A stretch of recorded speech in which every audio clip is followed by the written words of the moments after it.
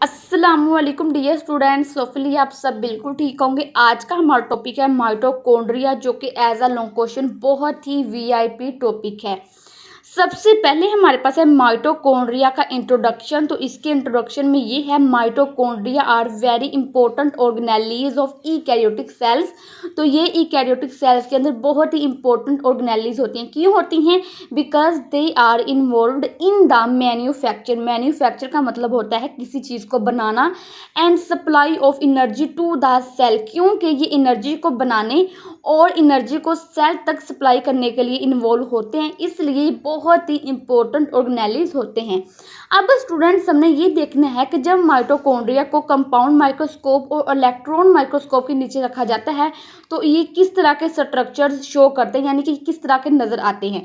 सबसे पहले है अंडर कंपाउंड माइक्रोस्कोप। अब हमने ये देखना है कि कंपाउंड माइक्रोस्कोप के नीचे ये किस तरह के नजर आते हैं।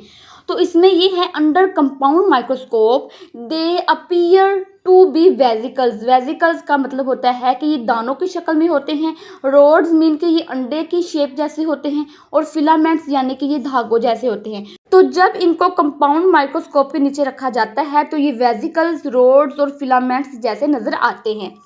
आगे हमारे पास है अंडर इलेक्ट्रॉन माइक्रोस्कोप। तो इसमें ये है अंडर इलेक्ट्रॉन माइक्रोस्कोप दे शो कम्प्लेक्स स्ट्रक्चर। तो कंपाउंड माइक्रोस्कोप के नीचे ये कम्प्लेक्स स्ट्रक्चर शो करते हैं। स्टूडेंट्स, ये हमारे पास है माइटोकॉन्ड्रिया का स्ट्रक्चर। इस अगर माइटोकॉन्ड्रिया के बाहर वाली लेयर की बात करें तो इसको हम कहते हैं आउटर मेम्ब्रेन, जो बिल्कुल स्मूथ होती है। ठीक है। अगर माइटोकॉन्ड्रिया के अंदर वाली लेयर की बात करें तो इसको हम कहते हैं इनर मेम्ब्रेन, जो कि बहुत ही कॉम्प्लेक्स होती है और इसके अंदर आपको तीन चीज़ें नजर आती हैं।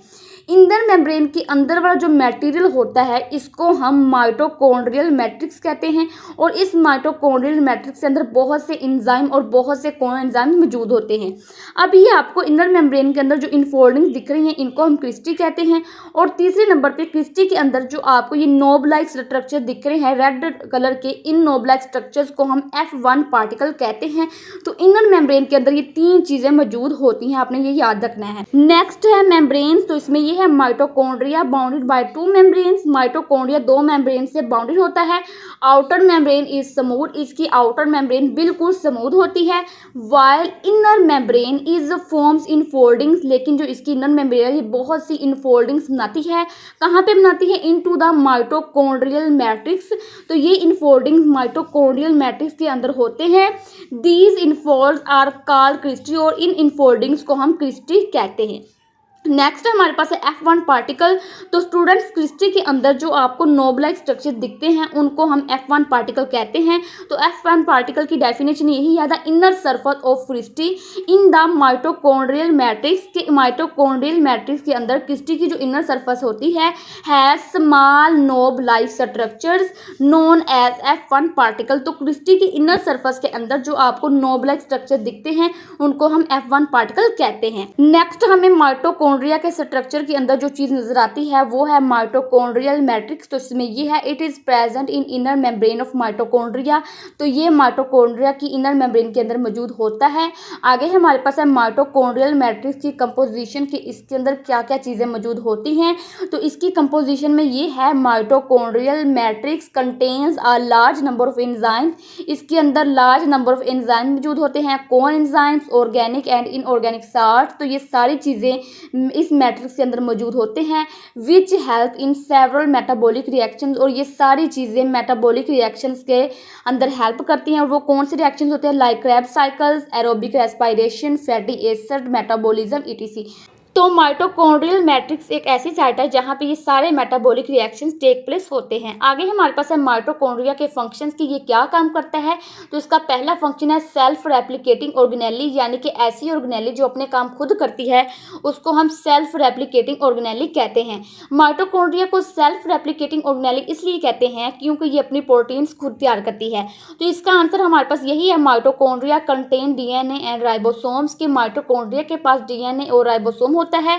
The presence of ribosomes and DNA indicates that some proteins are synthesized in them. और राइबोसोम्स और डीएनए की जो प्रेजेंस है वो ये जाहिर करती है कि माइटोकॉन्ड्रिया के अंदर जो कुछ प्रोटीन्स है वो तैयार होती है। It is a self replicating organelle, इसलिए माइटोकॉन्ड्रिया को हम सेल्फ रेप्लिकेटिंग ऑर्गेनेली कहते हैं। तो ये बहुत ही वीआईपी शॉर्ट क्वेश्चन है। माइटोकॉन्ड्रिया का दूसरा फंक्शन है power house of the cell. तो इसको सेल का पावर हाउस भी कहते हैं। क्यों कहते हैं? क्योंकि ये फूड के डिफरेंट कंपोनेंट से एनर्जी को निकाल के उस एनर्जी को एटीपी में कन्वर्ट कर देता है और फिर वो एटीपी सेल की मुख्तलिफ एक्टिविटीज़ के अंदर इस्तेमाल होती है। तो इसका आंसर ये है, mitochondria extract energy from different components of food.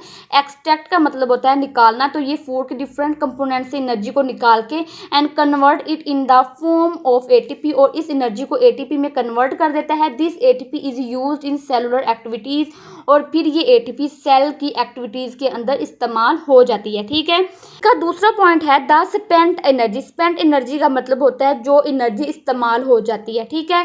The spent energy ADP is regenerated into ATP by the mitochondria. तो माइटोकॉन्ड्रिया की मदद से जो स्पेंट एनर्जी है, जिसको हम एडीपी कहते हैं, इस एडीपी को एटीपी के अंदर कन्वर्ट कर दिया जाता है। स्टूडेंट्स, माइटोकॉन्ड्रिया के ये दोनों functions as a short question बहुत वीआईपी हैं। तो अगर माइटोकॉन्ड्रिया आपको एज अ लॉन्ग क्वेश्चन आ जाए तो आपने शुरू से लेकर लास्ट तक इसको इसी तरह लिखना है। इंशाल्लाह आपको फुल मार्क्स मिलेंगे। ओके जी, अल्लाह हाफिज़।